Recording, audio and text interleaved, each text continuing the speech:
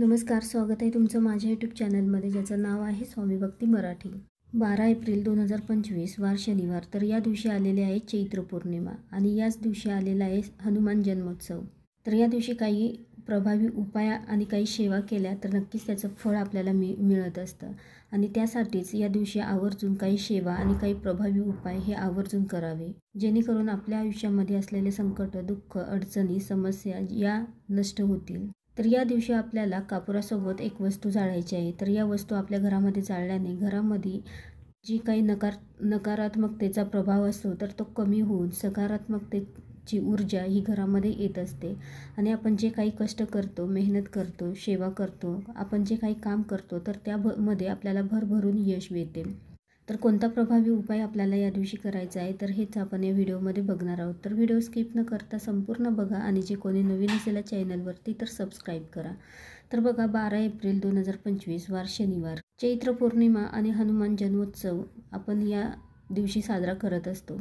तर पौर्णिमेचं आपण जे सत्यनारायण करत असतो तर ते देखील आपल्याला याच दिवशी करायचं आहे आणि हा दिवस खूप महत्त्वाचा मानला जातो। आतापर्यंत तुम्ही चैत्र पौर्णिमेला काही सेवा आणि उपाय केले नसतील तर अवश्य तुम्ही या दिवशी काही सेवा आणि उपाय हे आवर्जून करा। खूप महत्त्वाचा आणि खूप शुभ दिवस हा आहे।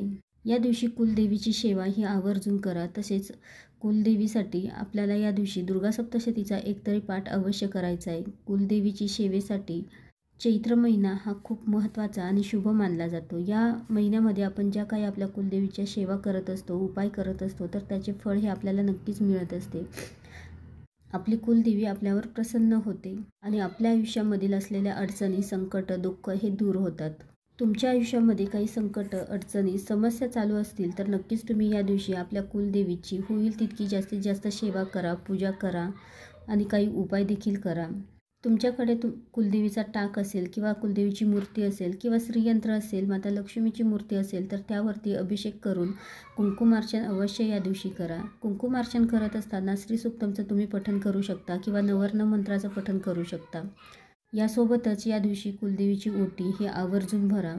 जवळपास तुमच्या कुलदेवीचं मंदिर असेल किंवा तुमच्या कुलदेवीचं मूळ ठिकाण हे जर जवळ असेल तर तुम्ही तिथे जाऊन तुमच्या कुलदेवीची ओटी भरा किंवा देवघरासमोर देखील तुम्ही तुमच्या देवघरामध्ये कुलदेवीची मूर्ती असेल, फोटो असेल तर त्यासमोर देखील तुम्ही कुलदेवीची ओटी भरू शकता आणि घरामध्ये जर भरली तर जे काही सामान ओटीचं आहे तर ते तुम्ही स्वतः देखील नंतर वापरू शकता।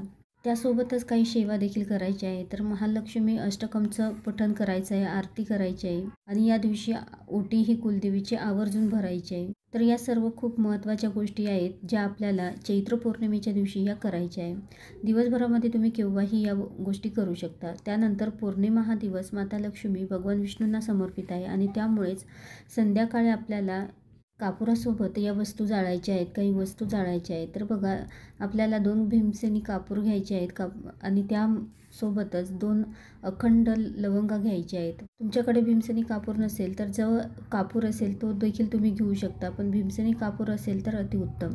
तर आपल्याला 2 कापूर वड्या घ्यायच्या आहेत, त्यानंतर 2 लवंगा घ्यायच्या आहेत, अखंड लवंगा घ्यायच्या आहे आणि एक अखंड वेलची घ्यायची आहे आणि हे आपल्याला देवघरासमोर बसून आपल्याला प्रथम एक दिवा आपल्याला प्रज्वलित करायचा आहे आणि त्यानंतर अजून एक दिवा घ्यायचा आहे आपल्याला आणि त्यामध्ये आपल्याला या 2 कापूर वड्या टाकायच्या आहे आणि त्यावरती आपल्याला जे लवंग आणि वेलची घेतलेली आहे तर ते देखील आपल्याला त्या दिव्यामध्ये टाकायचं आहे आणि ते प्रज्वलित करायचं आहे आणि हे आपल्याला आपल्या संपूर्ण घरामध्ये फिरवायचं आहे। संपूर्ण घरामध्ये त्याचा धूर फिरवल्यानंतर ते आपल्याला मुख्य दरवाजाच्या बाहेरच्या बाजूने ठेवायचं आहे। तर बघा, लवंगा या माता लक्ष्मीला अतिशय प्रिय आहे आणि त्यासोबतच वेलची देखील माता लक्ष्मीला खूप प्रिय आहे आणि त्यामुळे या आपण आपल्या घरामध्ये जाळल्याने, त्याचा धूर केल्याने माता लक्ष्मी ही आपल्या घराकडे आकर्षित होते। यासोबतच कापूर घरामध्ये जळल्याने घरामधील जी काही नकारात्मकता असते तर ती नष्ट होते। ज्या काही वाईट गोष्टी असतात तर त्या देखील नष्ट होतात आणि घरामध्ये सकारात्मकता येत असते आणि ज्यावेळी तुम्ही तुमच्या घरामध्ये याचा धूर फिरवाल तर त्यावेळेस आपल्याला नवरत्न मंत्राचं देखील पठण करायचं आहे।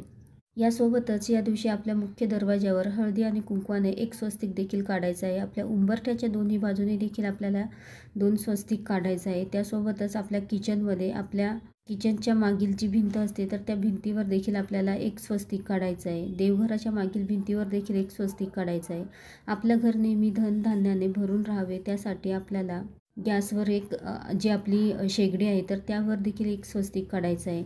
आपल्या कुलदेवीचा आशीर्वाद सदैव आपल्या डोक्यावर असावा, सदैव तिचा कृपाशीर्वाद आपल्या घरावर असावा, यासाठी आपल्याला हे अतिशय प्रभावी उपाय करायचे आहे. खूप महत्त्वाचा आणि शुभ दिवस आहे, तर अवश्य तुम्ही घरातील कोणीही हे उपाय करू शकता.